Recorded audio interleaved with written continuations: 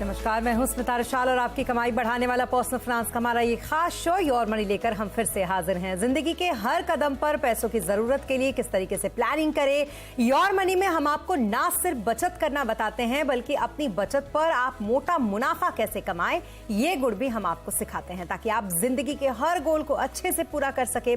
अगर आप भी योर मनी में सवाल पूछना चाहते हैं तो हमें ईमेल करें। हमारा ईमेल आईडी है yourmoney@nw18.com। आप हमें 7045220000 पर अपना सवाल व्हाट्सएप भी कर सकते हैं। इसके अलावा योर मनी फेसबुक और ट्विटर पर भी लाइव है। आप यहां भी अपना सवाल हमें भेज सकते हैं और योर मनी के दौरान उनके जवाब आप पा सकते हैं। आज हमारे साथ आपके सभी सवालों का जवाब देने के लिए FinEdge के को फाउंडर और CEO हर्ष गहलोत जी मौजूद हैं। हर्ष जी, बहुत शुक्रिया हमारे साथ इस शो पर जुड़ने के लिए। और हर बार की तरह इस बार भी हम शो को शुरू करने से पहले कुछ ऐसे पॉइंटर्स होते हैं, कुछ ऐसे मुद्दे होते हैं जिनको उठाते हैं जिससे कि और क्लैरिटी जो है वो उन इन्वेस्टर्स को आए जो म्यूचुअल फंड में इन्वेस्ट करते हैं। आज जो हमने लिया है वो है ईओपीज। एक तरीके से आप ब्रोकर कह लीजिए इनको, लेकिन इसको रेगुलेट करने के लिए अब एक नया रेगुलेशन सेबी की तरफ से लाया गया है। ये कितना फायदेमंद है, ईओपीज पर इसका क्या असर पड़ेगा, इन्वेस्टर्स पर इसका क्या असर पड़ेगा, इन तमाम बातों को हम समझेंगे। तो गहलोत जी, चलिए शुरू करते हैं। ईओपीज क्या होते हैं? सबसे पहले तो बहुत सारे लोगों को शायद इसके बारे में नहीं पता होगा, तो बताएं जरा हमें क्या होते हैं EOPs. Thank you Smita for inviting me. हाँ, ईओपीज है तो सही, काफी टाइम से मार्केट में है और कई लोगों ने यूज भी किया होगा। मे बी उनका वो जो डेफिनेशन है ईओपी वो नहीं पता होगा, बट ये इसका फुल फॉर्म है एग्जीक्यूशन ओनली प्लेटफॉर्म। और ये मेनली डायरेक्ट प्लान एक्सेट्रा में आप इन्वेस्टर की हेल्प करते हैं ट्रांजैक्शन करने के लिए। ये डिजिटल प्लेटफॉर्म्स हैं, कुछ इंडस्ट्री के विद इन प्लेटफॉर्म्स हैं, कुछ एक इन्वेस्टर के लिए प्लेटफॉर्म है, बट ये कई सारे अलग अलग टाइप के प्लेटफॉर्म्स हैं सिर्फ जो ट्रांजैक्शन करने में हेल्प करते हैं। जी, इसके अलावा हम आपसे ये भी जानना चाहेंगे कि सेबी की जो नई गाइडलाइंस है ईओपीज को लेकर वो क्या कहती है और किस तरीके का बदलाव हम आने वाले दिनों में इसमें देखेंगे। अभी तक क्या था, जितने भी ईओपी थे वो क्योंकि डायरेक्ट में इन्वेस्टमेंट करा रहे थे तो कोई रेवेन्यू बनाने का कोई तरीका नहीं था। इसकी वजह से क्या हो रहा था, ज्यादातर जो नए प्लेटफॉर्म आ रहे थे, प्राइवेट प्लेटफॉर्म आ रहे थे जो कि ट्रांजैक्शन करा रहे थे, वो फिर उन्हीं कस्टमर्स को लेके उनको अलग अलग प्रोडक्ट्स दे रहे थे मोनेटाइज करने के लिए। तो ये एक दिक्कत थी जो एक्सपेंशन इंडस्ट्री की रोक रही थी, जिसकी वजह से आई थिंक सेबी अपने नया रेगुलेशन लेकर आया है जिसमें ईओपीज को एक ऑल्टरनेटिव दिया गया है जहां से वो एक रेवेन्यू या कमाई कर सकें इसके ऊपर। उसमें दो तरीके हैं, या तो वो जो एसेट मैनेजमेंट कंपनी है उसके एजेंट बन सकते हैं, दैट मीन्स उनका कुछ वहां से रेवेन्यू एएमसी से बन सकता है, या फिर वो एजेंट ऑफ द क्लाइंट बन के कस्टमर्स से कुछ पैसे ले सकते हैं। ये वो रेगुलेशन उनको अलाउ कर रहा है, लेकिन अभी तक कितना अमाउंट ले सकते हैं और कैसे ले सकते हैं ये अभी उस रेगुलेशन में नहीं आया है, वो आना भी बाकी है। हम एक्सपेक्ट कर रहे हैं अगले 15-20-30 दिन में वो भी आ जाएगा। जी, जाहिर सी बात है हर्ष जी, जब भी कुछ इस तरीके का रेगुलेशन सेबी की तरफ से आता है तो उसका फायदा जो है वो निवेशकों को होता है और कहीं ना कहीं निवेशकों के लिए ही सेबी इस तरीके के रेगुलेशन समय समय पर लाती है। यहाँ पर अगर मैं निवेशक के पॉइंट ऑफ व्यू से बात करूं तो मुझे क्या फायदा होगा? ईओपीज पर जो रेगुलेशन आया है सेबी का, उससे एक निवेशक को क्या फायदा होगा? थोड़ा सा कॉम्प्लिकेटेड क्वेश्चन है क्योंकि इसका अभी आंसर शायद है भी नहीं। इस पे डिपेंड करेगा कि वो कितने इसमें किस टाइप के रेवेन्यू स्ट्रीम बना सकते हैं सस्टेन करने के लिए अपने बिजनेस को, और क्या वो फिर भी क्रॉस सेल पे फोकस करेंगे अपना रेवेन्यू स्ट्रीम बनाने के लिए। आई थिंक इसमें थोड़ा सा अगर हम हिस्ट्री में जाएंगे तो पिछले 10 साल में सेबी ने बहुत स्ट्रक्चरल चेंजेस किए हैं हमारी इंडस्ट्री में। बहुत कुछ ऐसे डिसीजन लिए हैं जो कि एंड यूजर के लिए बहुत अच्छे हैं। इसमें TER रिडक्शन है, डायरेक्ट प्लान्स का इंट्रोडक्शन है, ट्रांसपेरेंसी है, marketing and advertising, mutual fund सही है, कैंपेन, ये सब हुआ है। तो इसमें बहुत कुछ अच्छा काम किया है सेबी ने। और मेरे हिसाब से ये माइक्रो मैनेज करना बिजनेस मॉडल्स बहुत कॉम्प्लिकेटेड हो रहा है। अच्छा यही होता कि इतने अच्छे अच्छे डिसीजन लेने के बाद सेबी ने जहां एक बेंचमार्क क्रिएट कर दिया कि TER इससे ज्यादा नहीं हो सकता, दूसरे एंड पे कस्टमर्स को डायरेक्ट प्लान दे दिया। इसके बीच में वो मार्केट फोर्सेस जो हम कहते हैं वो अलाइव रखनी जरूरी है और इनोवेशन के लिए, ताकि लोग एक्सपेरिमेंट कर सकें कि एंड में जो इन्वेस्टर है उसको एडवाइस के लिए वो कितना पैसा देना चाहता है या क्या करना चाहता है। वो आई थिंक थोड़ा स्टाइफल हो रहा है ये नए रेगुलेशंस को देख के। जी, तो कुल मिलाकर ट्रांसपेरेंसी कैसी बनी रहे और साथ ही निवेशकों का कैसे ज्यादा से ज्यादा फायदा हो, उसके लिए एक नई नई गाइडलाइंस जो है वो सेबी की तरफ से आती रहती है। और जैसा कि हमें बताया हर्ष जी ने कि इससे कहीं ना कहीं फायदा तो होगा, लेकिन अभी वक्त लगेगा इसको समझने में, क्योंकि अभी बिल्कुल गाइडलाइंस आई ही हैं। तो अभी वक्त बताएगा कि इसके कितना फायदा इन्वेस्टर्स का होता है। तो चलिए अब शुरू करेंगे सवाल जवाब का सिलसिला। तो सबसे पहले कॉलर हमारे साथ अशोक जी हैं। अशोक जी पूछे, क्या कुछ है आपका सवाल? I'm Ashok. I want to invest some 30 lakhs in mutual funds. So, if you can suggest me which are the funds I should invest in. I've just retired. I'm 60 years old. Okay Ashok ji का जो सवाल है जो हमें email के जरिए मिला था, उसमें आपने लिखा था कि 10 लाख का निवेश करने की आप योजना बना रहे हैं। चलिए कोई बात नहीं, आप 30 लाख के निवेश करने की योजना बना रहे हैं जैसा कि आप बता रहे हैं। तो हर्ष जी 1 साल के लिए निवेश करना चाहते हैं और जैसा कि आपने सुना भी 60 साल के हो चुके हैं वो, तो 1 साल के लिए कौन सा फंड उनके लिए सही रहेगा? जो इन्वेस्ट करेंगे उसकी क्या पॉलिसी होनी चाहिए? क्या कुछ सलाह रहेगी इनको आपकी? 60 साल पे as a retiree I think इनको अक्रूवल इनकम बहुत जरूरी है, उसके लिए इन्वेस्ट कर रहे हैं, ये पैसा बहुत जरूरी है सस्टेन करने के लिए, ये मैं अजम्पशन ले रहा हूँ। मेरे को सबसे पहली बात तो अशोक जी से मैं ये कहूंगा कि किसी भी हालत में इक्विटी म्यूचुअल फंड में इन्वेस्टमेंट नहीं करनी चाहिए। बहुत गलत डिसीजन होगा उनका। हायर रिटर्न्स एज के बाद, रिटायर होने के बाद रिटर्न्स चेज नहीं करने चाहिए। हालांकि डेट फंड्स हैं, लेकिन मेरी सजेशन उनसे ये रहेगी, आज की एफडी के रिटर्न देख के जो रिटर्न आ रहे हैं वो मेरे हिसाब से उनके लिए बेस्ट ऑप्शन है ये पैसे डालने के लिए। जी, तो अशोक जी को सलाह है हर्ष जी की कि 1 साल के लिए निवेश करने की जो समय सीमा है वो काफी कम है, लेकिन जाहिर सी बात है आपने रिटायरमेंट के वक्त इस समय सीमा को चुना है। निवेश के लिए समय सीमा को आप अगर बढ़ा सकते हैं तो आप बढ़ा ले, और थोड़ा अगर रिस्क ले सकते हैं तो रिस्क का भी ध्यान आप रखें। कम से कम 5 से 7 साल के लिए एक आइडियल टाइम हॉरिजन होता है ये इन्वेस्टमेंट का, 5 से 7 साल। तो आप चाहें अगर तो उसको बढ़ाकर आप 5 से 7 साल कर सकते हैं।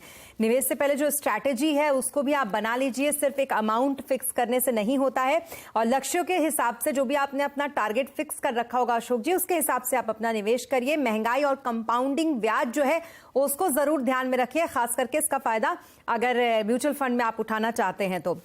इक्विटी म्यूचुअल फंड में लंबे समय के लिए अगर आप निवेश करना चाहते हैं तो करने का एक बेहतर जो है वो डिसीजन आपके लिए हो सकता है। तो कुल मिला के जैसा बताया हर्ष जी ने, उस तरीके से अगर आप आगे बढ़ेंगे तो ये 10 लाख रुपए भी आपके सुरक्षित रहेंगे, और उसके साथ आप बाजार का जो फायदा है IMF के जरिए वो भी आपको जरूर मिलेगा। चलिए दूसरा सवाल लेते हैं। नवीन जी का सवाल है जो हमें ईमेल के जरिए आया है हर्ष जी। इनका एक मुश्त निवेश है 40 लाख रुपयों का, 10 साल में 50 लाख का इनका लक्ष्य है। अगर आप देखें तो पोर्टफोलियो का रिव्यू ये चाहते हैं, इनका पोर्टफोलियो भी आपको पढ़ के सुना देती हूँ। ICICI प्रो कमोडिटीज फंड इनके पास है 10 लाख रुपए का, इसमें इन्होंने डाल रखा है एक मुश्त। कैनरा रिबोको वैल्यू फंड है, SBI स्मॉल कैप फंड है, टाटा डिजिटल फंड है, और बड़ा अच्छा एलोकेशन इन्होंने एक मुश्त के लिए ही 10-10 लाख का इन तमाम फंड में कर रखा है। क्या कुछ रहेगी सलाह इनको आपकी हर्ष जी? पहला तो अगर 40 लाख रुपए 10 साल में 50 लाख करने के लिए तो बहुत कम टारगेट लिया है इन्होंने, क्योंकि जो एक एक्सपेक्टेशन है 10 साल से वो जो आप रिस्क ले रहे हैं जिस फंड में, जिसके हिसाब से आपकी एक्सपेक्टेशन हायर रिटर्न की होनी चाहिए, 10 साल में कम से कम यू वुड वांट के जितना ज्यादा हो सके उतना ज्यादा ये कॉर्पस बढ़े। उसके हिसाब से क्योंकि मैं आपके फंड्स देख रहा हूँ उसमें तो काफी आपने अच्छे फंड सिलेक्ट किए हैं, उसमें आपके पास एक मिक्सचर भी सही है, और वो 10-10 लाख रुपए का जो आपने एलोकेशन किया है वो भी सही है। मेरा बस ये एक इसको थोड़ा सा सिंप्लीफाई करने का तरीका ये रहेगा, जैसे SBI स्मॉल कैप फंड अच्छा फंड है, वैल्यू फंड ये सुनने में अच्छा है, लेकिन आई थिंक यहाँ पे सबसे जरूरी चीज ये है इसकी कितनी इंफॉर्मेशन है आपके पास। वैल्यू फंड बहुत डिफरेंटली बिहेव करता है मार्केट से, सो अगर वो नॉलेज है या फिर आपके पास कोई है एक बंदा प्रोफेशनल जो आपको हेल्प कर सके तब तो ठीक है, वरना मैं कहूंगा कि इनमें से जो 2-3 फंड हैं जैसे कमोडिटी फंड या सेक्टोरल फंड, डिजिटल फंड या फिर वैल्यू फंड, इनको रिप्लेस करके एक थोड़ा सा जेनरिक फ्लेक्सी कैप फंड या मिड कैप फंड आप ऐड कर सकते हैं। वो आपके लिए मैनेज करना थोड़ा आसान रहेगा, क्योंकि जहां रिटर्न्स थोड़े ज्यादा है, पहली बात तो आप 40 लाख का 50 लाख कर रहे हैं तो बहुत मुश्किल चीज नहीं है, जो उसके हिसाब से जितना आप रिस्क ले रहे हैं इसमें वो बहुत ज्यादा है। आप अगेन या तो आप अपनी एक्सपेक्टेशन कि हाँ मैं ज्यादा रिटर्न के लिए ज्यादा रिस्क ले रहा हूँ तो फिर तो समझ में आता है, लेकिन अगर सिर्फ टारगेट यही है 40 से 50 करना है, तब तो इतना ज्यादा रिस्क लेने की जरूरत नहीं है, और एक फ्लेक्सी कैप और मिड कैप लेके भी इससे फार हायर आपका कॉर्पस हो सकता है 10 साल में। जी, आप एक चीज और यहाँ पर हर्ष जी मैं चाहूंगी, जो मिसिंग लग रहा है मुझे अपनी तरफ से इनके सवाल में, कि इन्होंने 50 लाख का अपना टारगेट तो बताया है, लेकिन आप इनको ये भी बता सकते हैं कि एक हायर कॉर्पस इनका कितना बनेगा अगर ये इसी के साथ स्टिक रहते हैं, तो जो इनका अभी इन्वेस्टमेंट है। तो इसमें अगर आप जिस तरीके से अगर आप एक अज्यूम कर लें कि आप जो रिस्क ले रहे हैं इक्विटी फंड्स में और 10 साल में 12, 13, 14% का भी रिटर्न ले लेंगे, तो आपका ये कॉर्पस कम से कम मेरे हिसाब से 1 करोड़ के ऊपर आराम से हो जाएगा। बल्कि मैं एग्जैक्ट कैलकुलेशन नहीं है अभी मेरे पास, लेकिन आपकी एक्सपेक्टेशन 1 करोड़ के ऊपर से होनी चाहिए 10 साल, अगर आप डेडिकेटेड तरीके से इसे इन्वेस्ट करें। मैं अगला सजेशन ये रहेगा कि सारा पैसा जो भी फंड में आप इन्वेस्ट करेंगे उसमें आप अगले 1 साल के लिए स्टैगर कर सकते हैं। वो एक एसटीपी एक चीज है जिसके थ्रू आप ये पैसा पहले आप किसी शॉर्ट टर्म फंड में डाल के वहां से हर महीने एक तरीके से एक एसआईपी एएमआई के हिसाब से आप इन्वेस्ट करें, उसमें आपका रिस्क थोड़ा एंट्री का स्टैगर हो जाएगा, वो आपके लिए बेनिफिशियल हो सकता है। जी, तो आपको अलग अलग तरीके से अगर आप एसटीपी करते हैं तो उससे भी आप एक मुश्त के अलावा बहुत बढ़िया एक कॉर्पस बना सकते हैं अपने लिए। तो जहां ज्यादा मिल रहा है वहां पर कम पे क्यों संतोष करें, तो बढ़िया आगे और एसटीपी में भी निवेश करिए, एक मुश्त तो आपका है ही, इसके साथ आप 1 करोड़ तक से भी ज्यादा का कह सकते हैं आप कॉर्पस जो है वो अपना बना सकते हैं। ये सलाह है आपको नवीन जी, हर्ष जी की। चलिए आगे दूसरे हमारे पास सवाल हमारे पास आया है कमलेश जी का, ये भी ईमेल के जरिए इन्होंने हमें सवाल भेजा है। मौजूदा निवेश जो है इनका 10,000 का है, पोर्टफोलियो की वैल्यू अब तक इनकी 6,31,000 हो चुकी है। बच्चे की पढ़ाई और शादी का लक्ष्य यानी कि लॉन्ग टर्म टारगेट इनका 15 से 20 साल में 1 करोड़ का इनका लक्ष्य है। 10,000 की एसआईपी का लक्ष्य पूरा होगा। ये पूछ रहे हैं कि इतनी एसआईपी से इनका जो टारगेट है वो हासिल कर पाएंगे या नहीं, और हर साल निवेश बढ़ाने का भी इनका लक्ष्य है, तो वो अमाउंट भी ये जरूर जानना चाह रहे होंगे कि कितना अमाउंट अपनी एसआईपी में ऐड ऑन करें। मिड और टैक्स सेवर फंड में निवेश करना सही है या नहीं, इस पर भी इन्होंने आपकी सलाह मांगी है। इनका पोर्टफोलियो मैं आपको बता देती हूं। Mirae asset emerging blue chip fund है इनके पास 2500 के एलोकेशन के साथ, डीएसपी स्मॉल कैप फंड है, कोटक फ्लेक्सी फंड इनके पास है, एसबीआई ब्लू चिप फंड है 2000, 2500, 3000 ये एलोकेशन है इनका। कमलेश जी को क्या कुछ सलाह रहेगी आपकी, हर्ष जी?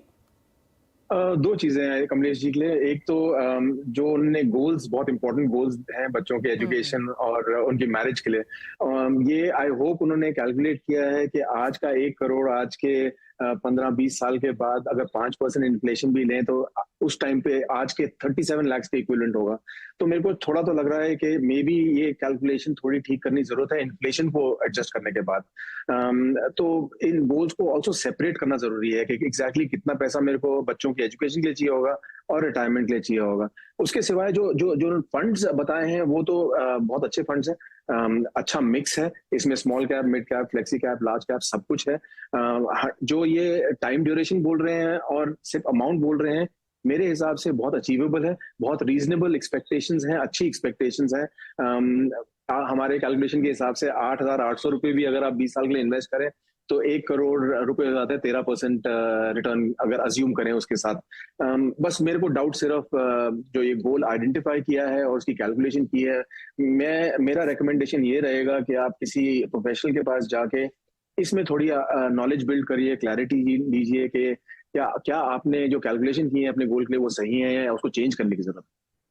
मुझे लगता है हर्ष जी, कमलेश जी का ये शो देखने के बाद और आपके सजेशन के बाद जरूर थोड़ी क्लैरिटी आई होगी कि वो इसको शायद आगे बढ़ाएंगे, क्योंकि 1 करोड़ आप बहुत ही इजीली अपने निवेश से कमलेश जी हासिल कर लेंगे। अगर आप 20 साल का टारगेट लेके चलते तो फिर तो ये 10,000 भी आपके लिए बहुत ज्यादा है। आप 8,800 रुपयों में अपना 20 साल में 1 करोड़ का टारगेट हासिल कर सकते हैं। लेकिन जैसा कि बताया आपको हर्ष जी ने कि इसको अभी बढ़ाइए, क्योंकि इन्फ्लेशन को देखते हुए ये बाद में वैल्यू जो है वो 1 करोड़ की वो कम हो जाएगी, लगभग 37 लाख के आसपास होगी 20 साल के बाद। तो लक्ष्यों के हिसाब से अलग अलग निवेश कीजिए, ये जरूरी है, लेकिन हाँ एक रियलिस्टिक टारगेट जो है वो सेट करने की बहुत ज्यादा जरूरत। हर साल 5,000 की बढ़ोतरी आप कर सकते हैं, जैसा कि आपका टारगेट भी है एसआईपी को बढ़ाने का, और हर साल एसआईपी बढ़ाने पर 20 साल में आपको 4.5 करोड़ तक का रिटर्न मिल सकता है अगर आप स्टेप अप करते हैं हर साल 5-5 हजार अपने 10,000 की एसआईपी में। तो पोर्टफोलियो में स्मॉल, मिड और फ्लेक्सी कैप, लार्ज कैप का कॉम्बिनेशन है, तो बहुत बढ़िया है। जैसा कि उन्होंने बताया और पोर्टफोलियो वेल डाइवर्सिफाई भी आपने बनाया है। बस जरूरत है टारगेट को थोड़ा फिर से करेक्ट करने की, करेक्शन के साथ आगे बढ़ने की। तो इसी के साथ वक्त हो गया यहाँ पर एक छोटी सी ब्रेक का। ब्रेक के बाद जल्द लौटेंगे। सवाल जवाब का सिलसिला योर मनी में यूं ही जारी रहेगा।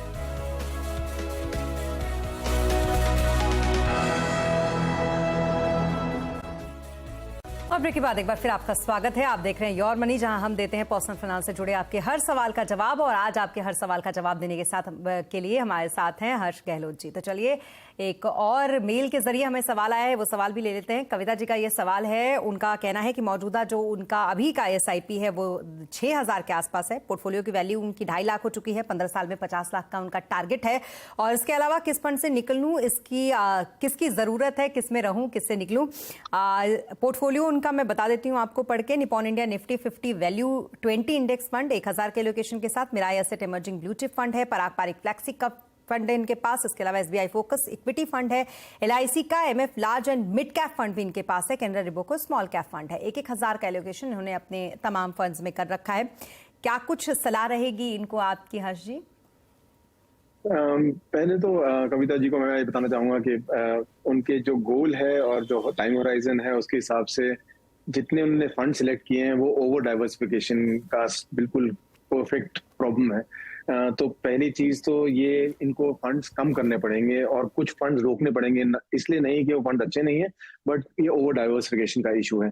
तो हमारी रिकमेंडेशन 2 है इस पे। एक तो एट सम पॉइंट, अभी ये 6,000 की SIP कर रहे हैं, इसको कभी बढ़ा के 9,000 तक ले आना जरूरी है अगर 50 लाख का 15 साल में आपको AUM बनाना है अपने लिए। तो दूसरा आपको जो मैं रेकमेंड करूंगा वो ये रहेगा कि कैनरा रोबेको स्मॉल कैप और मेरे इमर्जिंग ब्लू चिप फंड बिल्कुल आइडियल हैं। 2 फंड्स जिसमें आपको अपना फंड्स इन दोनों में ही डालने चाहिए 3-3 हजार रुपए के, और बाकी बंद कर देना चाहिए।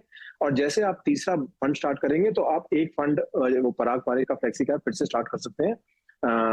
बट इम्पोर्टेंट ये रहेगा कि ये 15 साल में कभी भी किसी भी हालत में ये SIP रुकनी नहीं चाहिए, चाहे मार्केट ऊपर जाए या नीचे जाए। क्योंकि अभी भी, और बाकी जो हम कस्टमर्स का भी, क्लाइंट जो आप क्वेरीज कर रहे हैं, इन्वेस्टर्स पूछ रहे हैं, कुछ चीजें देख के बहुत अच्छा लग रहा है, गोल्ड बेस्ड इन्वेस्टिंग कर रहे हैं। लेकिन मेरा मानना ये है अगर टॉप 3-4 चीजें हैं जिसकी वजह से एक अच्छा इन्वेस्टर, अपना सक्सेसफुल इन्वेस्टर रहे, उसमें से 2-3 चीजें। नंबर 1, अपना गोल्स बहुत क्लियरली आइडेंटिफाई करना है, उसके अराउंड जो मैथ्स है वो करना बहुत जरूरी है। दूसरा, एक्सपेक्टेशन बिल्कुल सही होनी चाहिए। कई बार क्या है, रिटर्न्स एक्सपेक्टेशन बहुत ज्यादा या बहुत कम, दोनों डेट्रीमेंट हो जाता है। और तीसरा, रिस्क समझना बहुत जरूरी है। एज के हिसाब से, टाइम के हिसाब से, गोल के हिसाब से अपना इन्वेस्टमेंट्स डिसाइड करना बहुत जरूरी है। कुछ चीजें देख के बहुत अच्छा लगा, कुछ लोग बिल्कुल अपने ट्रैक पे हैं, अपने टारगेट पे, लेकिन कुछ लोगों को मेहनत करने की जरूरत है या थोड़ा एनालिसिस करने की जरूरत है। मेरा हमेशा ये रहता है कि फंड्स सिलेक्ट करना, मेरी अपनी ओपिनियन है उसमें, ये फंड सिलेक्ट करना इतना मुश्किल नहीं है।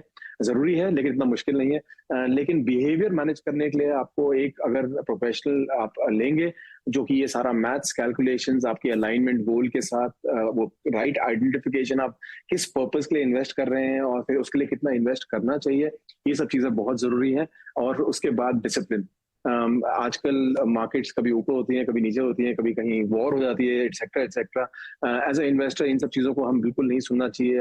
हम लोग अगर डिसिप्लिन तरीके से SIPs कर रहे हैं तो वो किसी भी हालत में रुकनी नहीं चाहिए, उसमें कोई क्वेश्चन या डाउट नहीं आना चाहिए। वो तभी नहीं आता जब हम एक स्ट्रक्चर्ड तरीके से ये प्रोसेस फॉलो करें, जहां हम अपनी एक्सपेक्टेशन सही करें, हम अपना ऑब्जेक्टिव सेट करें, अपनी मैथ्स, कैलकुलेशन, इनकम, एक्सपेंसेस ठीक से कैलकुलेट करें और अपने आप को प्रिपेयर्ड रखें कि हम जो 10 साल, 15 साल, 20 साल का ड्यूरेशन अपने दिमाग में लेके चल रहे हैं, वो उस रास्ते से हटेंगे नहीं।